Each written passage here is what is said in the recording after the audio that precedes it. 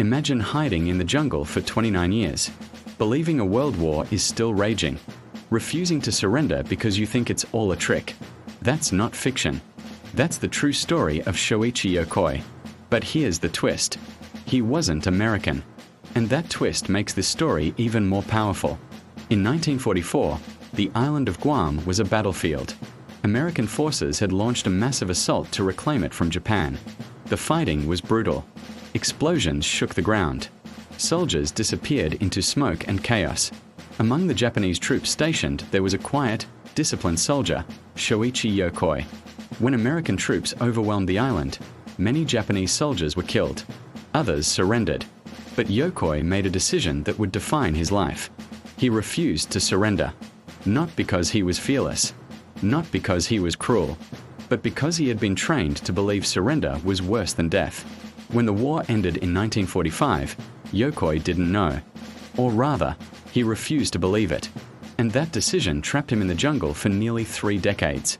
In Part 2, we'll dive into how one man survived alone, in a world that had already moved on. When World War II officially ended in 1945, celebrations erupted across the globe. But deep inside the jungles of Guam, Shoichi Yokoi believed it was all enemy propaganda. American planes dropped leaflets announcing Japan's surrender. Messages were broadcast over loudspeakers. Former Japanese civilians even tried to convince the remaining holdouts. Yokoi found some of those leaflets. He read them, and then he burned them. In his mind, it was a psychological trap. You have to understand the mindset. Japanese soldiers were trained under the Imperial Code of Honor. Surrender was shameful. Capture meant disgrace not just for the soldier, but for his family. So Yokoi chose hiding over humiliation. At first, he wasn't alone. A few other soldiers hid in the jungle too. They scavenged supplies. They stole crops at night. They avoided all human contact. But one by one, they disappeared. Some surrendered. Some died. Eventually, Yokoi was alone. We'll now uncover how he built a secret underground world to survive. Alone in the dense jungle, Yokoi made a decision. If he was going to survive, he had to disappear completely. So he built a home underground. Using bamboo, vines, and primitive tools, he dug a hidden cave near a riverbank. The entrance was camouflaged so perfectly that even search parties walked past without noticing. It wasn't just a hole in the ground. It was a carefully engineered survival chamber. He crafted tools from scrap metal left behind after battles. He sewed his own clothes from tree bark fibers. He created traps for shrimp and eels in nearby streams. Every movement was calculated. Every sound mattered. If villagers passed nearby, he would freeze. 4 hours. He only came out at night.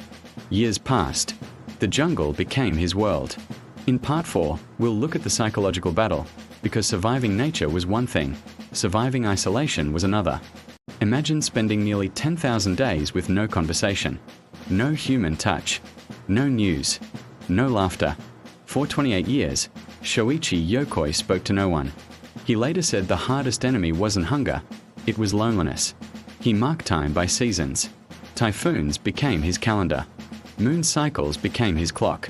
Sometimes he saw signs of modernization on the island. New buildings in the distance, lights that hadn't existed before.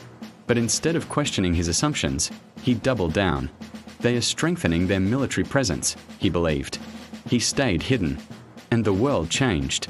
In 1969, man walked on the moon. The Vietnam War dominated headlines.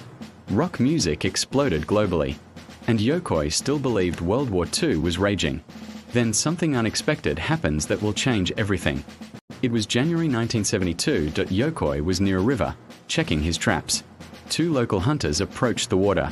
They weren't soldiers. They weren't searching for him. It was pure coincidence. When they spotted him, they were stunned. A thin, wild-looking man charged at them, trying to defend himself. But he was weak, exhausted. The hunters overpowered him. And just like that, the 28-year war ended. When authorities questioned him, they explained something unthinkable. Japan surrendered in 1945. The war had ended 27 years ago. Yokoi was silent. Nearly 3 decades of isolation collapsed in a single moment. But we'll see what happened when he returned to a world that no longer looked familiar. News spread fast. a Japanese soldier found after 28 years. The story went global. When Yokoi returned to Japan, cameras flashed everywhere. He was seen as both tragic and heroic. But Japan in 1972 was not the Japan he left in 1944. It was modern, economic, westernized. Television sets filled homes. Highways replaced dirt roads. Yokoi felt out of place. He reportedly said, "It is with much embarrassment that I have returned." Not pride, embarrassment. Let's explore why he felt shame rather than celebration. To understand Yokoi, you must understand wartime Japanese doctrine. Under Emperor Hirohito, soldiers were taught absolute loyalty, death before surrender. Yokoi had obeyed that code perfectly. But the world had changed. Japan had rebuilt itself peacefully. The ideology he sacrificed for no longer defined the nation. He felt he had failed, not because he hid, but because he survived. He married, tried to adjust, even appeared in interviews. Yet he struggled to reconcile the years lost. But we'll ask the hardest question: was he loyal or misled? Around the world, opinions were divided. Some saw Yokoi as a symbol of discipline and unwavering loyalty. Others saw him as proof of how dangerous blind obedience can be. He survived typhoons, disease, starvation, but he was fighting a war that no longer existed. How powerful must belief be to override evidence for 28 years? That's the haunting question. We'll now uncover how he lived the rest of his life. Yokoi tried to integrate into society.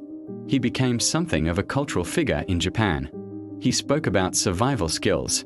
He even ran for public office briefly, though unsuccessfully.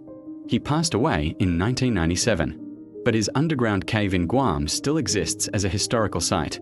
Tourists visit it, a reminder of a war that ended, yet lingered in one man's mind for decades.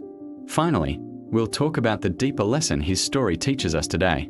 Shoichi Yokoi survived 28 years in the jungle. But survival isn't always victory. His story forces us to confront powerful truths. A loyalty can be noble. A belief can be blinding.